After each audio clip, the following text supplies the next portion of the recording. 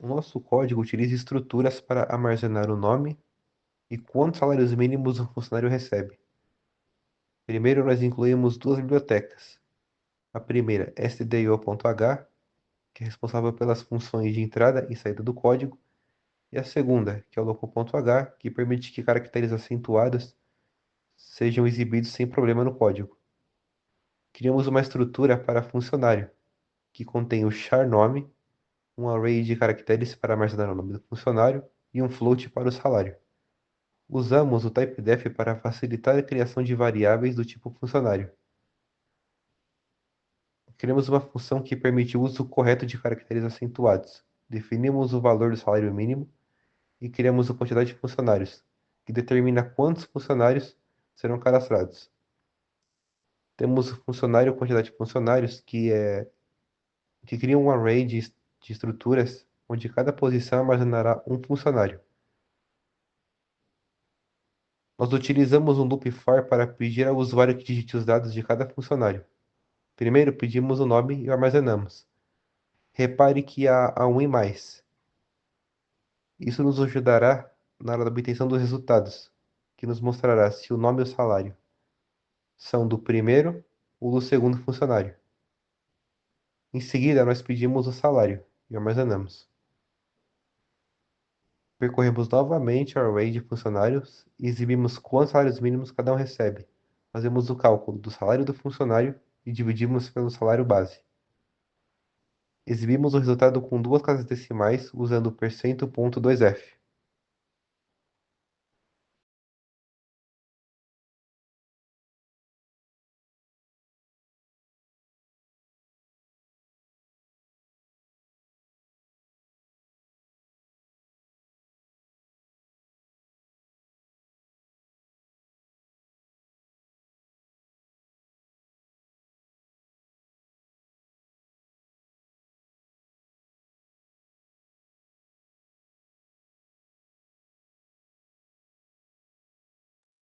Boa noite, eu me chamo Eduardo Spadazzi e apresentarei dois programas que, em sua composição, contêm o recurso do Struct.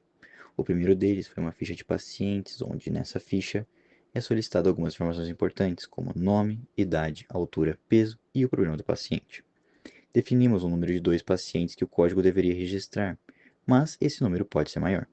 Como podemos ver, a partir da estrutura declarada com as informações que ele deve armazenar, não foi necessário criar diversas vezes diferentes tipos de variáveis, fazendo com que, quando fosse necessário que o programa apresentasse as informações armazenadas, ele recorresse ao vetor em que ele armazenou todos os dados fornecidos e, dessa forma, tornando o código mais limpo e organizado.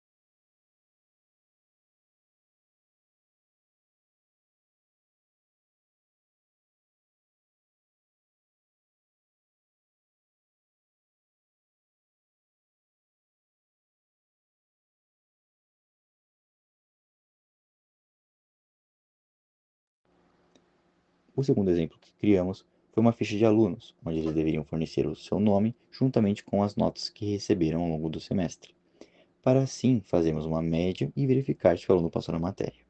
Da mesma forma que o exemplo anterior, o struct armazena todos os dados importantes dos alunos, fazendo o programa percorrer todo o caminho dos vetores que armazenaram os dados, para assim o programa realizar a média do aluno, verificar se o mesmo atingiu a média que nós determinamos e apresentar os resultados finais, mostrando se o aluno foi aprovado ou não. Espero que tenham gostado e obrigado pela atenção.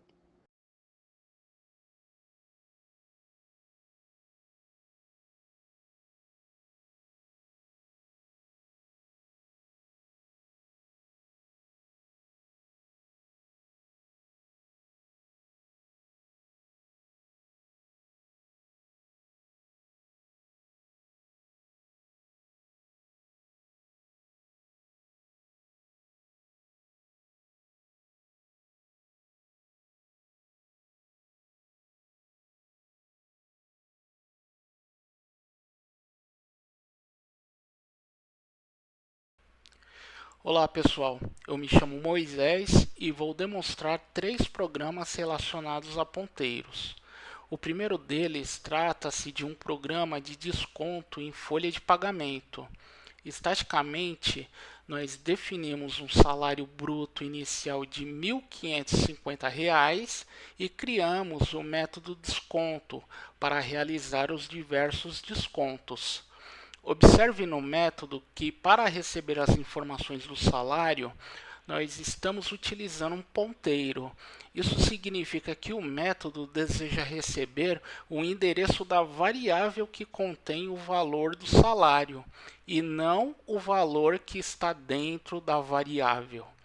Isso nos permite realizar as operações de desconto usando o ponteiro e o resultado é refletido diretamente na variável para a qual o ponteiro está apontando.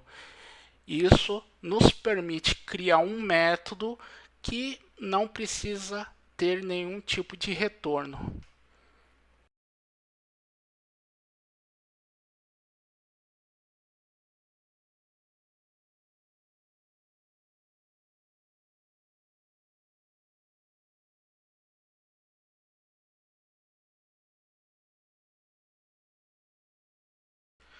Esse segundo programa tem a função de apresentar a tabuada do número indicado pelo usuário, da operação matemática que também é indicada pelo usuário.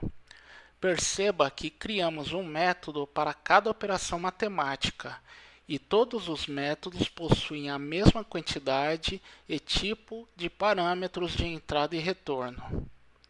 Isso nos permite simplificar a chamada desses métodos agrupando-os em um array de ponteiros que, ao invés de apontar para variáveis, agora aponta para métodos. Também criamos outro array de ponteiros que aponta para strings, para representar as operações matemáticas na tela que o usuário pode escolher. E após o usuário escolher a operação e o dígito da tabuada que deseja que seja apresentada, não precisamos criar uma estrutura de decisão para verificar qual operação matemática o usuário escolheu. Basta utilizar o valor numérico que o usuário escolheu no menu de operações matemáticas, -1, para ter acesso ao método correspondente à sua escolha.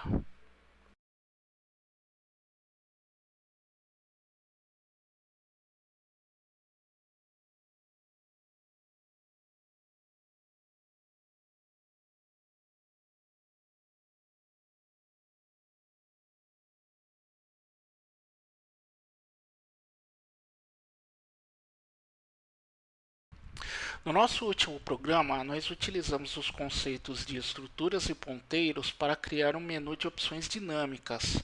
Significa que abstraímos toda a lógica que seria necessária para o desenvolvimento de um menu de navegação em apenas um método parametrizado.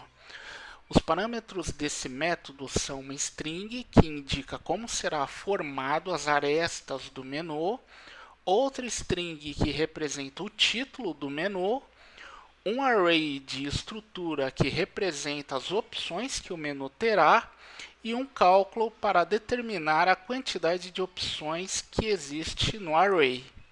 Como regra, as estruturas opção precisam ter o atributo descrição preenchidos, que representa a opção que irá aparecer na tela. Também é necessário preencher o atributo valor, que representa qual o valor que o usuário precisa digitar para selecionar aquela opção. Por fim, o atributo ação, que representa um ponteiro para qualquer método no programa que você deseja que a opção execute após ser selecionada.